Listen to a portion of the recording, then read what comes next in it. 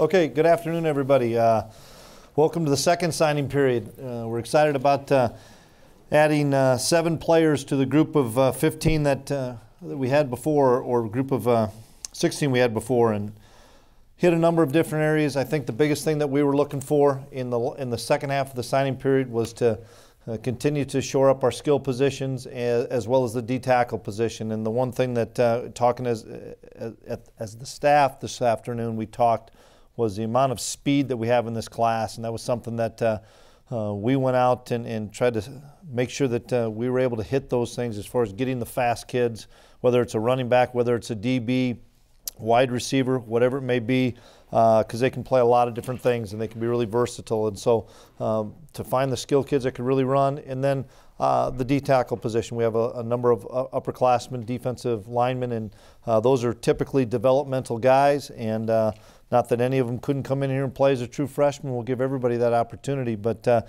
we need to develop some guys in the D-tackle position. So great job by our staff. We really hit the ground running. In January after the convention, had about 10 days on the road without school, which really helped us to be able to get into some people's homes and go to schools and keep digging and finding players. And then we had 2 recruiting weekends, and those were big weekends for us, great weekends for us, and we were able to get a few kids even in the last recruiting, the recruiting weekend, which typically is difficult to do because that last weekend a lot of times is set aside for either walk-ons only or guys that maybe were late guys that maybe were additional, and we were able to land a bunch of those on that last weekend. So the 2 weekends we had were really productive. I can't thank the professors on campus, the campus community, the community as a whole did a great job with these young men and their families as they came in.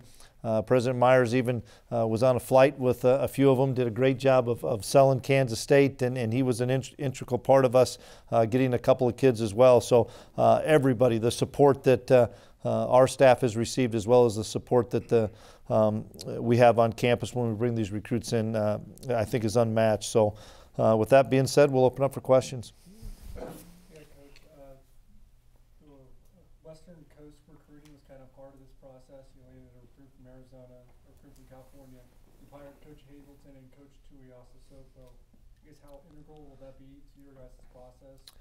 Not just today, but yeah, moving forward, it'll be a part. We'll stay on the West Coast. I think Coach Tui's got as good a name as there is in college football. And when we interviewed him at the convention, he was a great football coach. We have a lot of great football coaches, but what I saw in Tui was a guy that could build relationships and had a ton of relationships on the West Coast.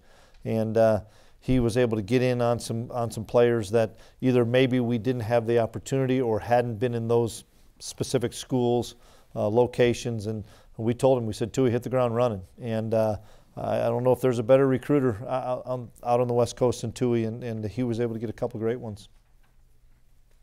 Coach, sticking with that, being able to get Polamayo at defensive tackle looks like a good talent. Can you describe what you see from him and what kind of impact he might be able to make, if not now, years from now? Yeah, explosive, relentless, great motor, really strong, hungry kid. I so enjoyed having he and his parents here this past weekend. Had a lot of opportunities, Matthew did, and his parents did as well, going to see different places. And they had a relationship with Tui, with their other son, and I think they felt really comfortable not only with Coach Tui, but once they came to K-State, with all of us coaches. And that was the thing that we tried to hit upon with every recruit that came here. You're not just going to get to know the position coach or the recruiting coach or the coordinator or the head coach.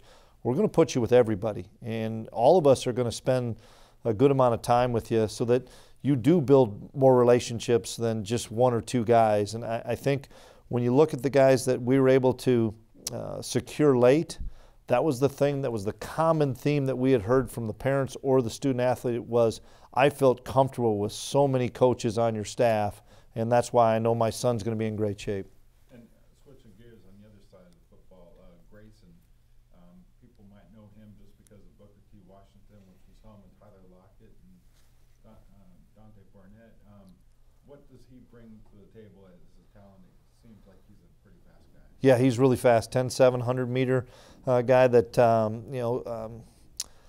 be a running back, catches the ball really well out of the backfield. So in our system, he can flex out and be a slot guy. He can be in the backfield, be a special teams guy, be a return guy. We're excited as well. Jason Ray is from Tulsa. Jason's our wide receiver coach and is from the Tulsa area and has great ties down there. And so we're going to continue there. But you're right, the Lockett name, it resonates with these kids, and we're going to continue to utilize the Lockett name and as well as many other names. But great, really excited about Thomas. And one final question. Yep. How pleased have you been with being able to shore up the running back position, which was a big question mark? Yeah, huge question mark when we were hired. There wasn't anybody on scholarship, so we went out and were able to get James Gilbert as a grad transfer, and then to be able to fill in with a few more with Clyde Price, Joe Irvin as well, and Thomas Grayson. Competition is obviously always big. Everybody has the opportunity to play early. If you'd watch our system, we're going to play with 2 and 3 backs at times. So we need a lot of those type of guys. Plus, they have the ability to play on special teams and catch the ball out of the backfield as receivers, whatever it may be. And I feel good about or better about the running back position than I obviously felt when I first got the job. Chris, you send guys from California, Florida, all over. Do you anticipate that being your emphasis every year to cast that wide of a net? Yeah, we'll cast that wide of a net, but that doesn't mean we're going to take 6, 8 kids. We're still going to hammer the footprint area, which is Kansas and Kansas City area, Missouri. Obviously, the state of Texas is always going to be big, but I think you have to be able to nationally recruit. Kansas State has a national name. It has a national brand, and so for us to be able to go get some kids in different areas, whether it be California, Arizona, South Carolina, Tampa, previous staffs, we've had great success in Tampa. Berkeley Prep, I know the head coach at Berkeley Prep really well. I think Josh Youngblood is kind of the steal of the class. I mean, this kid's an electric football player, and I've had really good success with Tampa area kids, and I know that area, and so I know how good the football is. And Coach Mess has recruited there at a lot of institutions he was at, and so we'll be in all those areas. But does that mean we'll end up getting 7 or 8 guys matriculating to Kansas State? Probably not, but we do want to make sure that we have those pipelines open. And you just mentioned Josh there. Do you see him purely being a receiver? I see Josh getting the football in his hands, however that is. Receiver, running back, returns. Watch his highlight film. He's a special talent. I know Kenyon Reed was a fairly late add to the class there. Just what attracted you guys to him?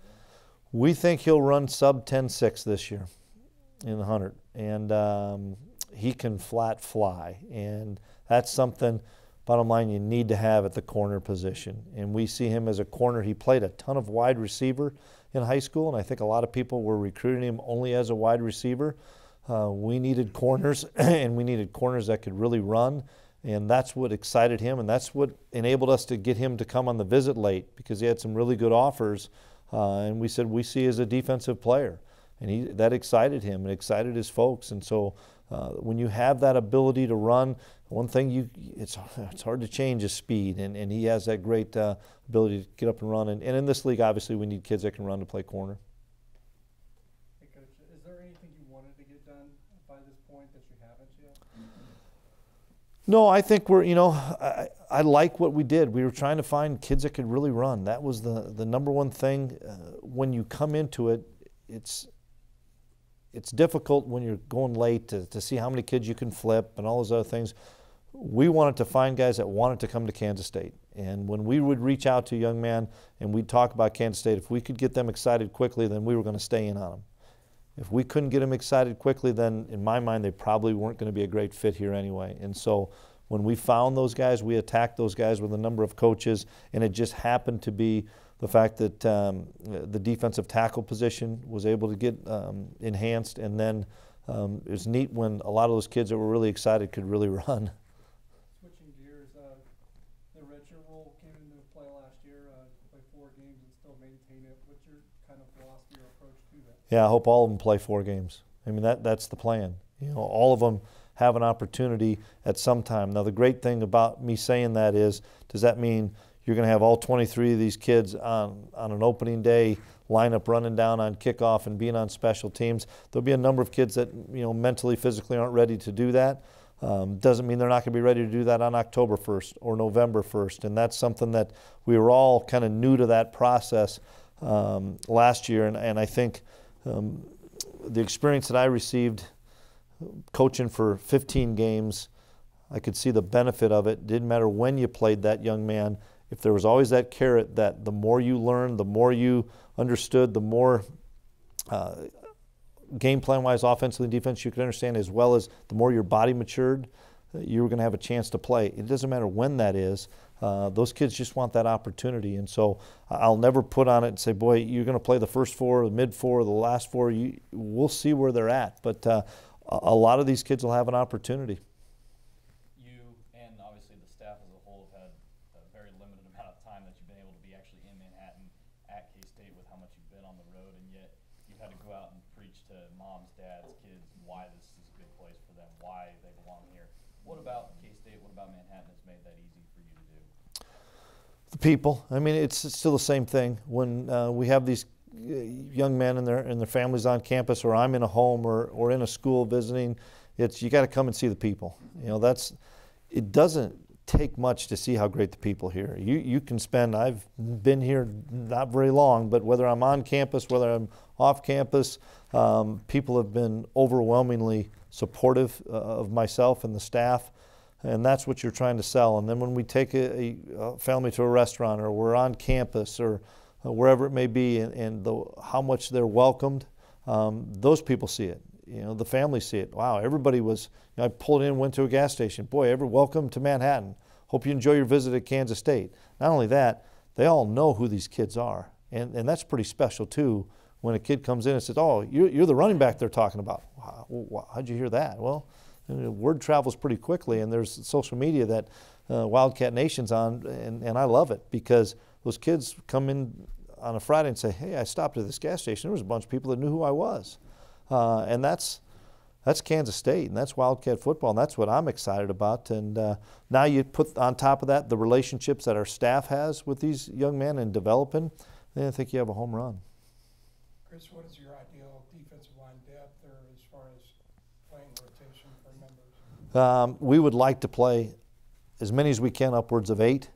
And if there's 10 that can play, we'd play 10. But we want to make sure that we have a young man as fresh in the first quarter as he is in the fourth quarter.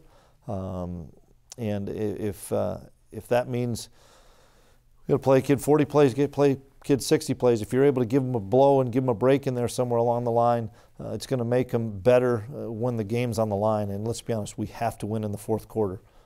And our hope is, with the style of offense and the style of defense we play, we'll eliminate some of the 90, 100-play defensive games, and 80 plays is a lot. And I get on Coach Mess so often to say, it's okay. 3.5 yards each pop is okay. We can get that first down and keep moving the chains, and keep our defense rested, and then keep that offense on the sideline. And that's, we'll see how things play out in the spring, but there's great competition there. I love the depth we have right now in the defensive line, but a lot of those kids are upperclassmen. That's why we need to bring these young kids in. Chris, how would you say you handled having a defensive coordinator leave so quickly into your time here, and then what do you like about you guys? Well, when you hire great football coaches, great coaches are going to have opportunities. And not only that, but I'm hiring people I know, people I'm really familiar with. And so when I hired Ted was a great fit, excited. And then he got an opportunity to go to the Chicago Bears. And I respect Ted, love Ted. And Ted was the best thing for he and his family. And that's what we're always looking for as head coaches, is to help your assistants continue to improve in the profession. Is it difficult to lose a coach? You bet. But I'm not going to stand in somebody's way that he feels is a better fit for his family. And then I was able to call Scotty, and Scotty and I worked together. And Scotty's a tremendous coach and a tremendous person. And so because the players hadn't been around yet, because we hadn't started game planning and those things, because we were in the recruiting process, there really hasn't, it's been pretty seamless in my mind. As a follow-up to that, just how tough was it to see Blake go? Yeah, I know Blake very little, but I loved him when I was here. He was great. I told a couple people that, you know, when I first got the job, there was 3 people that were in my ear all the time. One was Taylor Bratt, which I didn't like him in my ear all the time, but he was all the time. And the other 2 were Colin and Blake. And that told me those 2 kids, or 2 coaches, not only wanted to get hired and stay here, they really cared about Kansas State. And obviously you can see that because they both played. And I know Blake struggled with the decision, and I have a tremendous amount of respect for Blake. Blake's a great man and a great football coach, and once again, I want what's best for people and their families, and if that's the best move for he and his family, I'm going to support him, because that's what we do as head coaches, is try to support our assistants. When we were here in December for the early signing day, you talked so much about owning the footprint of Kansas and Missouri. You had one more with Clyde Price. What did you like about him, and how important was it to add another K-State? Yeah, obviously with Clyde, a bigger back is something we were looking for. It's hard to find big backs that can really run, and when you get them right in your backyard, you need to try to keep them, and we tried to get Clyde on the early signing period. I respected Clyde in wanting to go through the process and get to know the coaches that we were going to bring in. Did that. So enjoyed his parents. His parents really, I think, felt comfortable at Kansas State with their son at Kansas State. I know that Colin Klein and Connor Riley did a phenomenal job recruiting him and staying on him. And I know in the end, Kansas State was the best place for him, and as a running back and a big kid that within our offense, I'm looking for, once again, he's one of the many that has an opportunity, whether it's 4 games or 12 games or 13 games, has an opportunity to play early. Coach, I know you can't speak on anyone specifically, but for 2020, the state looks pretty strong in Kansas and the metro area. Just talk about the class in general, if you could, and your focus on what that group will be. Yeah, it turns to that focus right now. Obviously, after this 19 class, and the 2020 in Kansas and Missouri is extremely good talent there, and we'll go out and attack those guys as soon as we can, and try to get some of them on campus here this winter. I was going to ask specifically about the tight end position and how you feel about that. I noticed that you got Connor Fox here. Did you need more than that? Or? Yeah, we looked at length, but you know, as you can imagine, when you look for tight ends, especially in the offense we run, you're almost looking for glorified offensive tackles. And we receive a lot of tape on guys flexed out, catching the ball, running around, and that's great, but it doesn't really fit the skill set that we're looking for. And not many kids put a highlight tape together of me just mauling somebody at the line of scrimmage with an 80s jersey on. And so we're going to find that within the program, and that's something that you know, as coaches we enjoy doing, whether that's at a defensive end position, an undersized offensive lineman, whatever, be a linebacker. It's something that we feel we're going to have to hit within our program for this first year. But now moving forward, when we have the full cycle, I think we'll be able to find, you know, a few more of the type of guys that fit our system. We were talking to Van Malone in here the other day about how much he uses social media and how effectively he's able to use that recruiting. How important is it to have that kind of an attitude with somebody on the staff? Yeah, tremendously important, and Van does a great job. Van connects with these kids so well. It's fun to watch him on weekends. But all our guys are active on social media, and it's the new wave. We all are going to be. It's a way to get in touch with these guys, and maybe they don't respond in one form, but they do respond in another form. He's just trying to find that niche of how you can get a hold of these guys. But I think Van and all of our staff does a tremendous job of reaching out to these kids and maintaining a constant dialogue with these guys, and that's the important thing. That's still part of that, building that relationships. I'm still a big face-to-face conversation guy. You just only get so many face-to-face opportunities, and so when they get on campus, that is what is so important. When these kids and these families get on campus, is getting them in front of as many coaches as we can in quality time, and that's what I think we did an exceptional job these 2 weekends we had recruits in.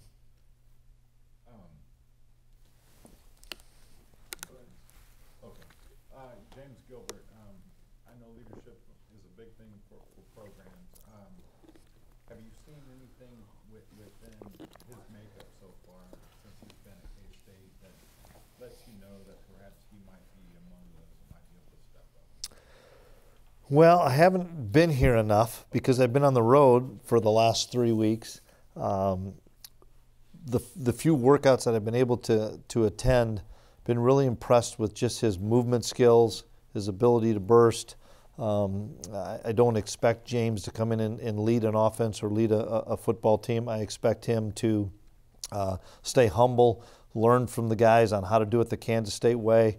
I appreciate the people he's following right now are the right guys to follow, and I'm excited. Just watching a little bit, I'm excited of his skill set that he would fit well within our system. And if I could also ask, you're trying to get... Biggest thing is to get comfortable within our system, the new verbiage, just the new language, and meshing with Coach Mess, Coach Riley, and Coach Klein. I mean, all three of those guys are going to work in tandem on, Connor really is an integral part of our run offense, so he's going to visit a lot with Skylar as well as Colin, and then in the passing game, Mess kind of handles a lot of that, so Skylar will have relationships with all those guys, and that's the biggest thing I want Skylar to do. Skylar just needs to be Skylar, and that's what excites me about him, because I just so enjoy being around him, because he is a servant leader. He makes others around him better, and he's a sponge. He comes up to the office and just wants to watch film and learn more.